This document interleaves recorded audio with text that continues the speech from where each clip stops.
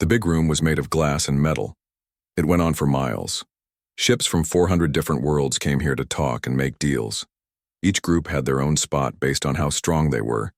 The smart ones who could talk faster than light sat at the top. The bug people who traded goods sat in the middle. The light beings who could control energy sat near the front. Then there was seat number 12 in row 847. It belonged to Earth. It had been empty for 300 years. Senator Kelvax looked at that empty chair a lot.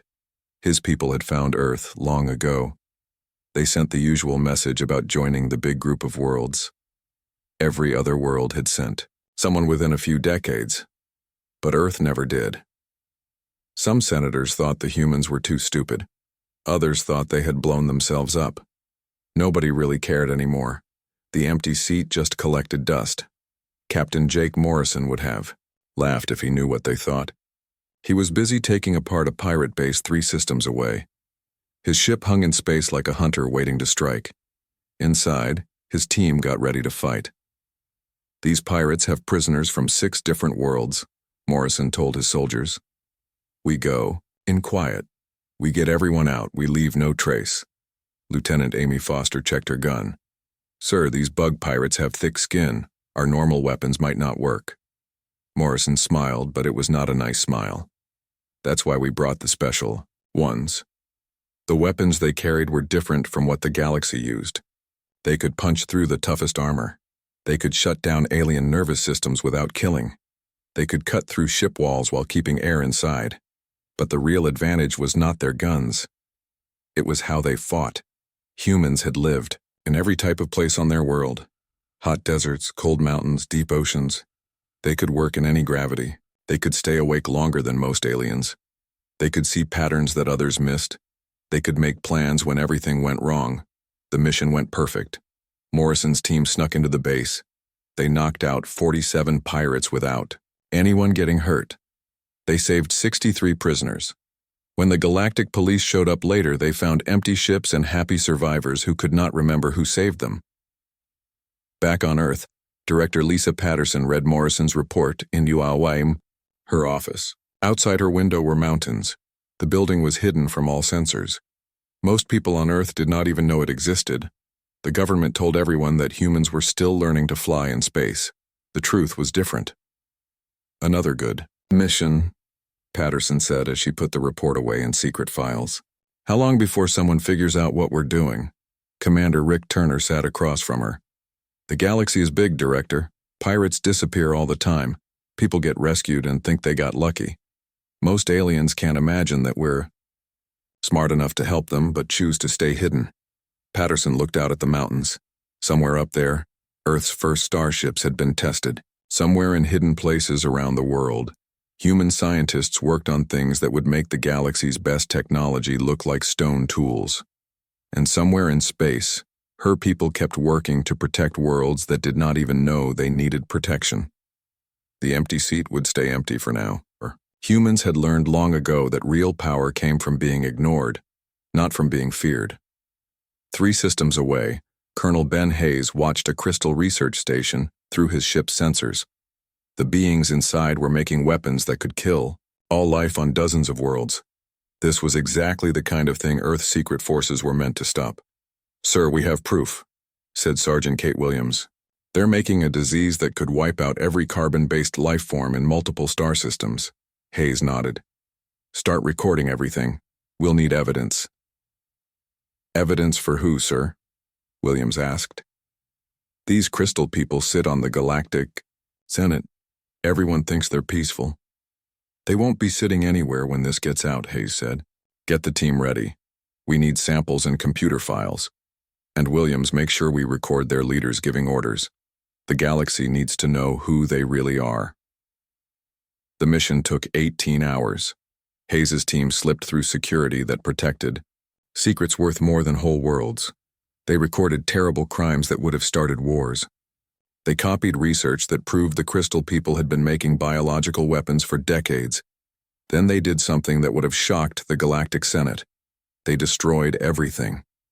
The research station blew up in what looked like an accident. The disease samples burned. The scientists disappeared. The evidence of their crimes was sent to every news network in the galaxy. The scandal shook the Senate. The Crystal people were thrown out in disgrace. 3 colony worlds demanded payment for previous diseases that suddenly looked suspicious. The Crystal beings' reputation as peaceful researchers was destroyed forever. In her small office on Earth, Director Patterson added another file to humanity's growing collection of secrets. The galaxy was safer, but nobody knew who had made it that way. Each day brought new threats. Each day brought new missions, and each day the empty seat in the Galactic Senate reminded everyone that some worlds were too primitive to matter. If only they knew the truth. The humans were not too primitive to join galactic civilization. They were too busy protecting it. While other species argued and fought and made deals, Earth's children moved through the darkness between stars, stopping wars before they started, ending threats before they spread, keeping the peace that allowed others to sleep safely. The empty seat was not empty because humans could not fill it. It was empty because they had chosen something more important than recognition. They had chosen responsibility, and somewhere in the vast galaxy, another crisis was building that would need the invisible hand of human intervention to resolve. The Guardians would be ready. They always were. Senator Zara Vex was good at seeing things others missed. Her people could see energy flows and patterns that most aliens could not detect. They had learned to read the hidden order of the universe. This was why the recent strange events bothered her so much. "Show me the data again," she told her helper in the Senate records room. The big display filled with star maps and reports from the last 50 years. The pattern was hard to see, but it was there. Pirate attacks had dropped by 73% in busy trade areas. Slave markets had crashed when they got too visible. Wars had ended when the bad leaders and weapons shipments disappeared. Natural disasters seemed to have more survivors on important worlds. "It's like someone is keeping the galaxy stable," Vex said to herself. But who? Her helper, Senator Knox, changed the display to show time connections. "The bird people say it's their bigger patrol fleet. The bug traders say it's better security, but look at this." He zoomed in on an area where both groups had almost no ships. The same patterns happen even here. Vex studied the data with growing worry. Her people had spent thousands of years learning to read the energy marks that different species left behind. Every race left traces in space that marked where they had been. But these incidents showed no marks at all. "Either someone has technology we can't understand," she said slowly, "or we're dealing with a species we've never met." 3 sectors away, Colonel Ben Hayes was having a different talk about patterns. His hidden ship hung in the shadow of a gas giant while he watched a crystal research station. The crystal beings inside were doing experiments that broke every galactic law about biological weapons. "Sir, we have confirmation," reported Sergeant Kate Williams from her station. "They're turning a plague virus into a weapon. Our models say it could kill all carbon-based life in multiple star systems." Hayes nodded grimly. This was exactly what Earth's secret forces were made to handle. "Start recording everything. We'll need proof for the trial." "What trial, sir?" Williams asked. "The Crystal people sit on the Galactic Senate. Everyone thinks they're one of the most peaceful species in the galaxy." "They won't be sitting anywhere when this gets out," Hayes replied. "Get the team ready. We need biological samples and data files. And Williams, make sure we get clean recordings of their leaders giving orders. The galaxy deserves to know who they really are." The mission took 18 hours.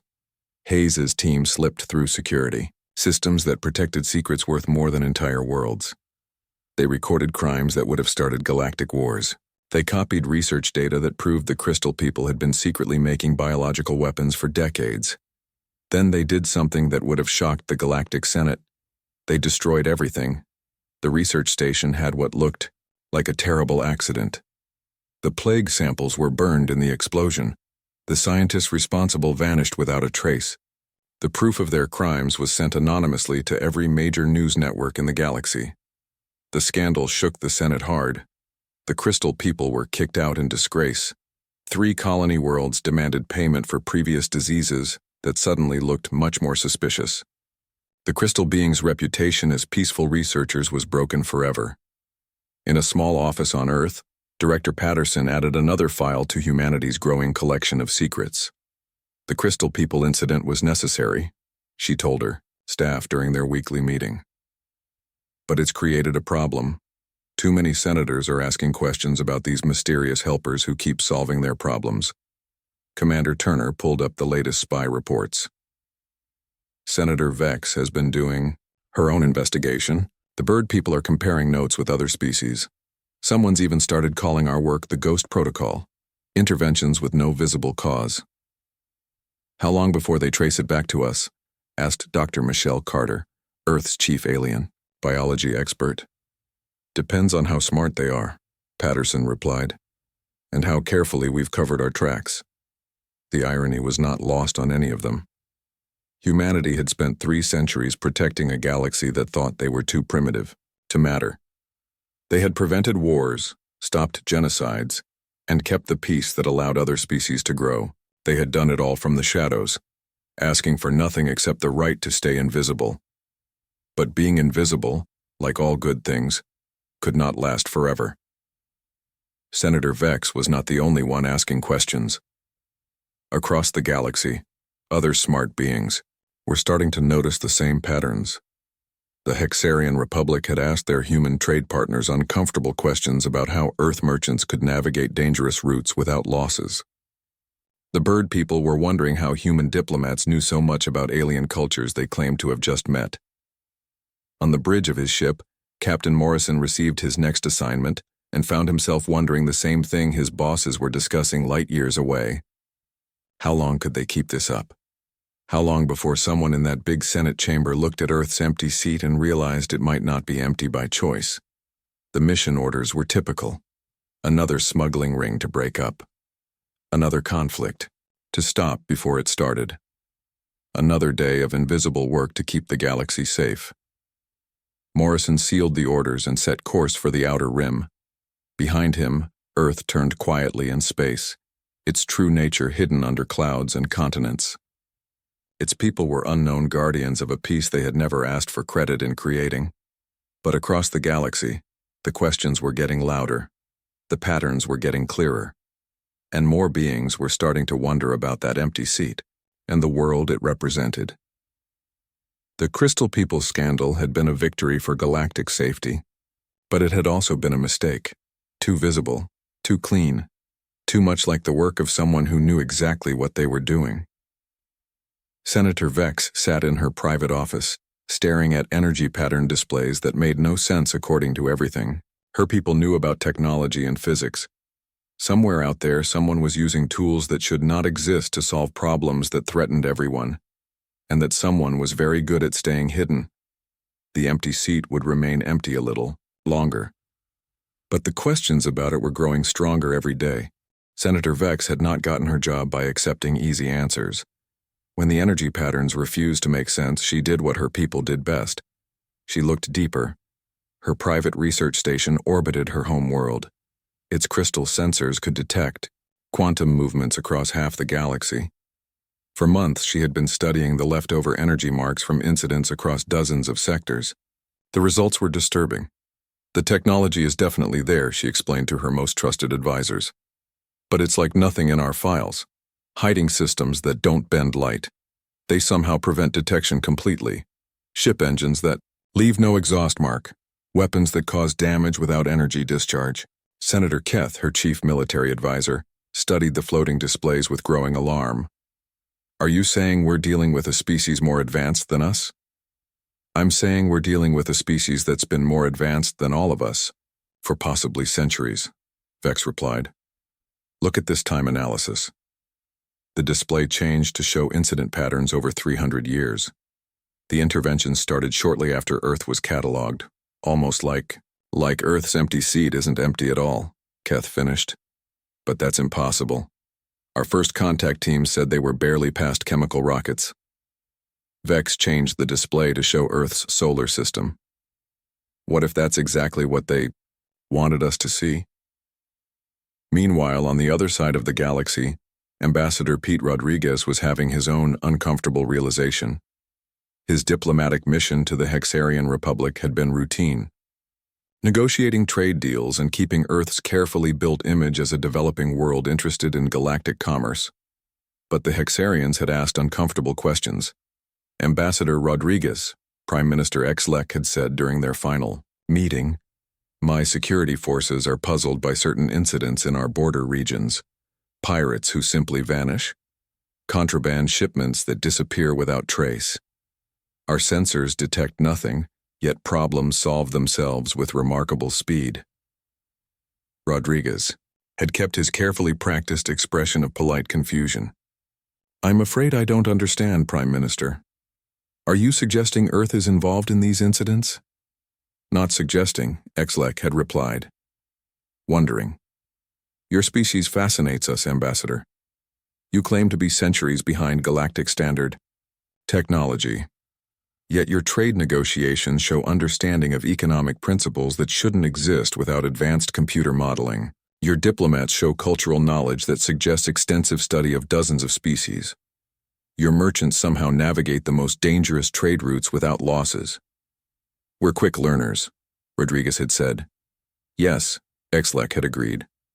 "The question is, what aren't you learning from?" Now, aboard his transport back to Earth, Rodriguez wrote his report with growing unease. The Hexarians weren't the first to express suspicions. The peaceful plant people had made similar observations. Even the warlike red-skinned aliens had noted that human-frequented sectors seemed unusually peaceful. 3 billion miles away, Colonel Hayes was discovering that being noticed had consequences. His latest mission had gone perfectly. Another weapons smuggling ring destroyed. Another conflict prevented before it could start. But as his hidden ship left the scene, his sensors detected something troubling. "Sir, we've got a tail," reported Lieutenant Dan Foster from the navigation station. 3 ships, running silent, but their gravitational signatures are showing on our deep field sensors. Hayes frowned. Those sensors were human technology, far beyond what most species had. "Can you identify them?" "Light being configuration, but heavily modified." "They're good, sir. If we weren't using quantum differential detection, we'd never have spotted them." "They're hunting us," Hayes realized.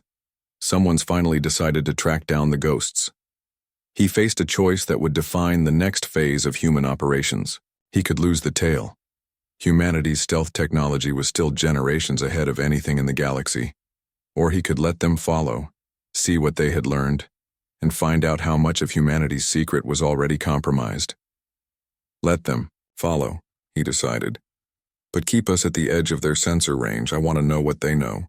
The chase continued for 6 days across 3 star systems. The light-being ships used every detection method in their considerable arsenal.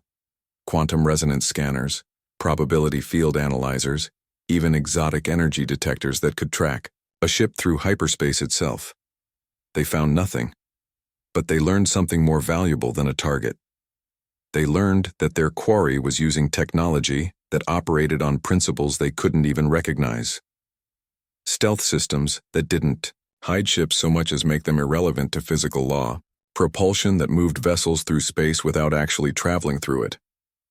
On the 7th day, the light-being ships received a transmission on a frequency that shouldn't have been able to reach them.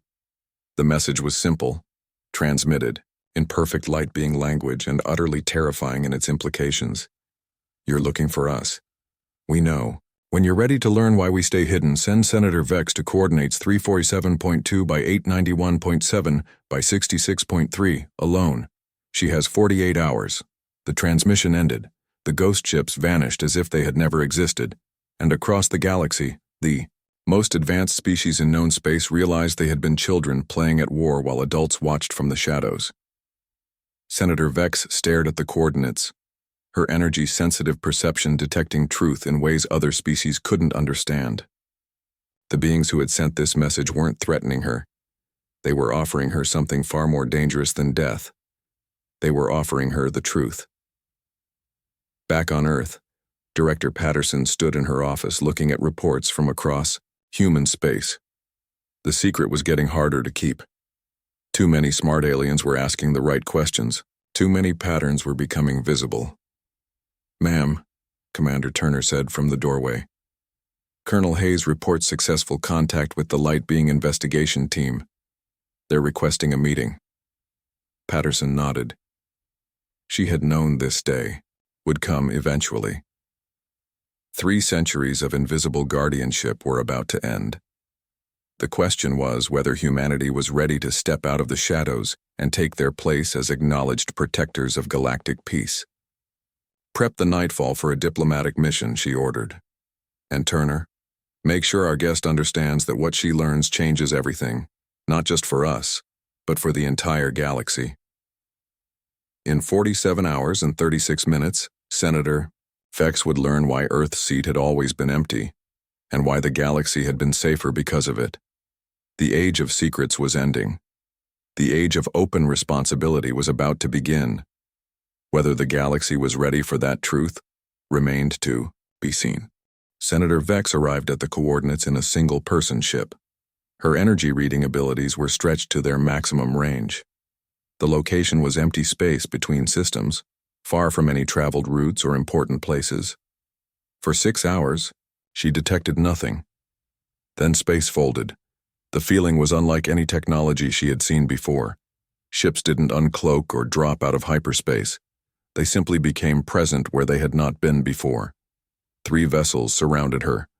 Their shapes were unlike anything in galactic databases, sleek, predatory, and somehow more real than the space around them. A transmission reached her on frequencies her equipment shouldn't have been able to receive. Senator Vex of the Light Being Collective, you may board the central vessel. Your safety is guaranteed. The docking process revealed the first hint of what she was dealing with. Her ship's airlocks connected perfectly with the alien vessel, despite having no common design protocols. Environmental systems adjusted automatically to her needs. Gravity oriented itself to her comfort without any communication from her ship's computer. The being who met her in the docking bay looked human, but her energy sight revealed something impossible. Where other species showed predictable energy patterns, this being showed controlled chaos. Every cellular process was optimized beyond biological limits. Every thought moved through neural pathways that had been enhanced at the molecular level. I'm Colonel Hayes, the being said. Welcome aboard the Nightfall. Director Patterson is waiting to speak with you. The ship's interior challenged every assumption Vex had about human technology. Corridors that adjusted their lighting to her optical needs. Walls that displayed information in perfect light being script. Transportation systems that moved her through the vessel without her feeling any acceleration. Director Patterson waited in what humans called an observation lounge. Through the transparent walls, Vex could see Earth turning slowly in space. Its blue-white surface was unmarked by the massive orbital installations that surrounded every other civilized world. You want to know why our seat is empty, Patterson said without introduction. The answer is simple. We've been too busy keeping yours filled. What followed was 3 hours of revelation that shattered every assumption Vex had about galactic civilization. Floating displays showed human operations across centuries. The Bug People expansion war that had threatened 12 worlds ended when human operatives eliminated the Warhawks and replaced them with moderates. The Crystal Being plague research that would have killed billions, destroyed by human infiltration teams. The Bird People civil war that would have collapsed faster than light communication, prevented by careful manipulation of information flows.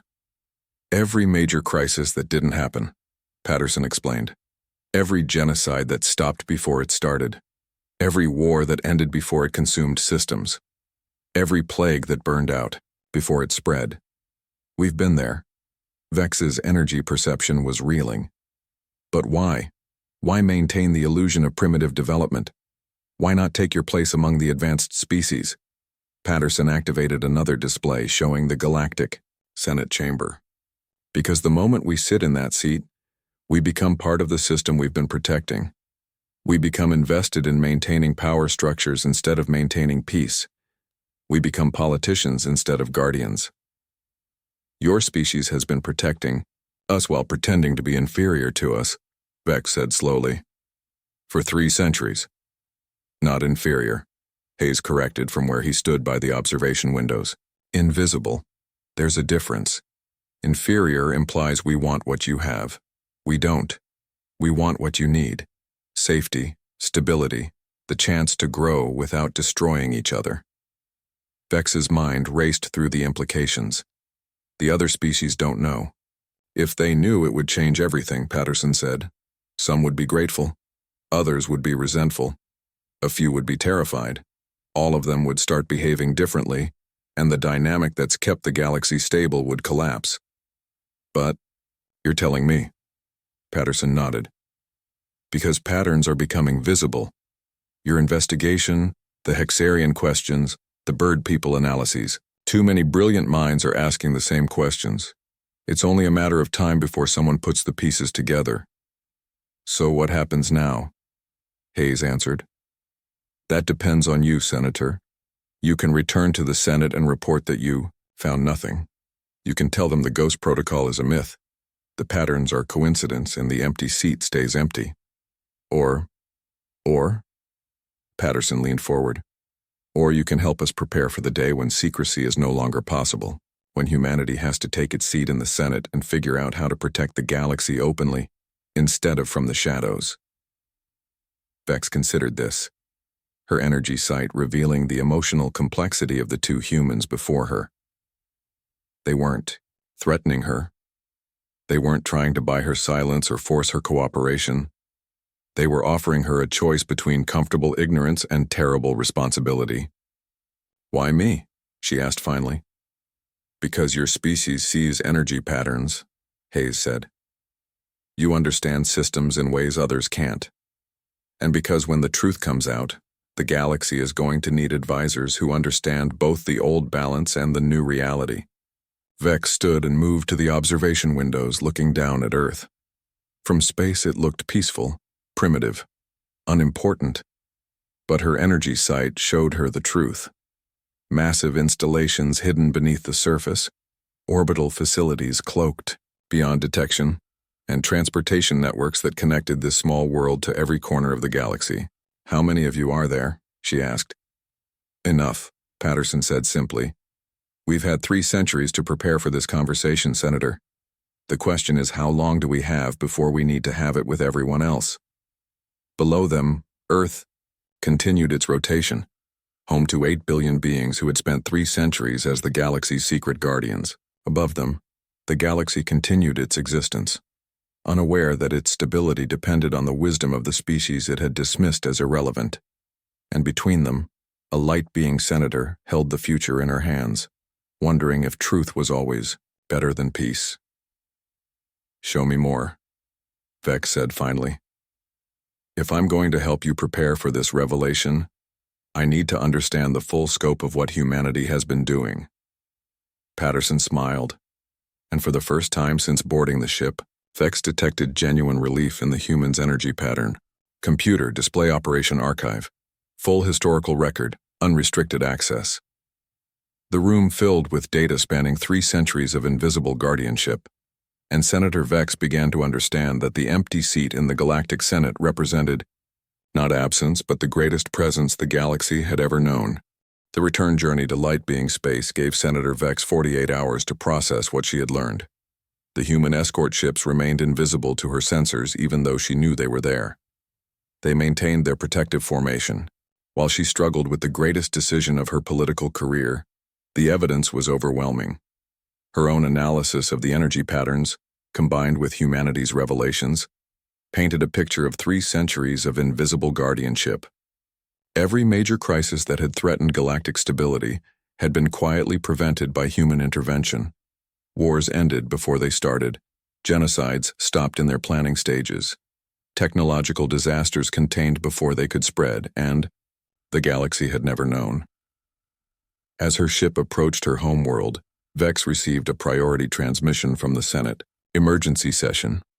A crisis was developing in the outer rim that threatened to spiral into system-wide conflict. She arrived at the Senate chamber to find chaos. The red-skinned, warlike delegation was demanding military intervention against Hexarian expansion. The bug traders insisted their trade routes required protection. The bird people wanted to establish communication monitoring to prevent terrorist coordination. Every species was preparing for the war that seemed inevitable.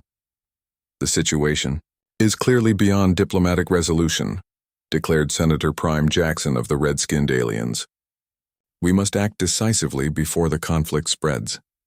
Military action will only escalate tensions, countered Ambassador Yelith of the Hexarians. Economic sanctions and trade restrictions are the appropriate response. Vex listened to the debate with new understanding. She could see the energy patterns of fear, anger, and political opportunism swirling through the chamber. But more importantly, she could see what was missing. The subtle interventions that had prevented 1,000 similar crises over the centuries. For the first time in galactic history, humanity wasn't stopping a war before it started. They were letting it happen. The realization struck her like a plasma bolt. This was a test. Halfway through the session, she received a discreet communication on a frequency only she could detect. The message was brief. 46 hours until human intervention protocols activate. The choice is yours. Vex understood. Humanity was giving her and the galaxy a chance to see what life would be like without their invisible protection. If the Senate could solve this crisis on their own, perhaps the secret could be maintained. If they couldn't, the debate raged for 6 hours without resolution. Accusations flew between delegations. Ancient grievances surfaced. Military buildups began in a dozen sectors. By the end of the session, 5 different species had issued ultimatums, and the galaxy was closer to comprehensive war than it had been in 3 centuries. As senators filed out of the chamber, Vex made her decision. Emergency session, she announced, using her authority as a senior member to recall the Senate. I have information critical to our current situation. Within 2 hours, the chamber was filled again. Representatives from 400 worlds focused on the light-being senator, who had requested an unprecedented second session in a single day. Fellow senators, Vex began, her voice carrying across the vast chamber. For 3 centuries, we have debated in this room, believing ourselves to be the architects of galactic peace. We have congratulated ourselves on our wisdom, our restraint, our diplomatic skill. We have looked with pity at primitive worlds like Earth, secure in our superiority. She paused, allowing her energy sight to read the confusion rippling through the assembly. We have been wrong about everything. The chamber erupted, demands for explanation, accusations of mental instability, calls for her removal from the session. Vex waited for the chaos to settle, then activated the holographic displays she had prepared during her journey home. These are energy pattern analyses spanning 300 years, she announced. Every major crisis that threatened galactic stability, every war that ended unexpectedly, every genocide that failed to materialize, every disaster that somehow contained itself. The displays showed pattern after pattern, correlation after correlation, the invisible hand of intervention in every case where catastrophe had been averted. There is one explanation for these patterns, Vex continued. We have been protected, guided, watched over by beings far more advanced than ourselves, beings who chose to remain hidden while we claimed credit for the peace they maintained. This is madness, declared Senator Jackson. You're suggesting some invisible force has been manipulating galactic events? I'm suggesting that the species we dismissed as primitive has spent 3 centuries keeping us alive, Vex replied. And I can prove it. She transmitted the coordinates humanity had given her. Send investigation teams to these locations. Use your deepest range sensors. Look for technology beyond our understanding. Look for ships that exist outside our detection methods. Look for the guardians we never knew we had. The chamber fell silent. Even the most skeptical senators could see the pattern analysis was legitimate. The correlations were too consistent, too precise to be coincidental. And if you're right, asked Senator Keth quietly, if Earth's empty seat has been occupied all along by beings powerful enough to prevent wars we never knew we were starting, Vex turned to look at Sector 7G, Row 847, Seat 12, the empty chair that had watched over them for 3 centuries. Then we have a choice, she said. We can acknowledge our guardians and work with them openly. We can take responsibility for our own conflicts and prove we've grown beyond the need for protection. Or, prompted Ambassador Yelith. Or we can continue as we are, pretending to be the masters of our own fate while beings far wiser than ourselves clean up our mistakes from the shadows. The vote was closer than Vex had expected. 203 species voted to investigate her claims. 197 voted to dismiss them as paranoid fantasy, but the investigation was approved. 3 days later, the first sensor sweep detected impossible energy signatures at the coordinates Vex had provided. A week after that, diplomatic contact was established with beings who had been watching and protecting the galaxy for longer than most species had been spacefaring. And finally, after 3 centuries of absence, someone came to claim Earth's seat in the Galactic Senate. Director Patterson walked up the long ramp to Sector 7G, Row 847, Seat 12, carrying the weight of humanity's greatest secret and its greatest responsibility. Behind her, the chamber fell silent as 400 species watched the empty seat finally be filled. "Fellow senators," she said, her voice carrying easily across the vast space. "My name is Lisa Patterson and I represent the humans of Earth. We apologize for our delayed arrival. We've been busy." The age of invisible guardianship was over. The age of acknowledged responsibility had begun. And in the silence that followed, every being in the chamber understood that galactic civilization was about to change forever.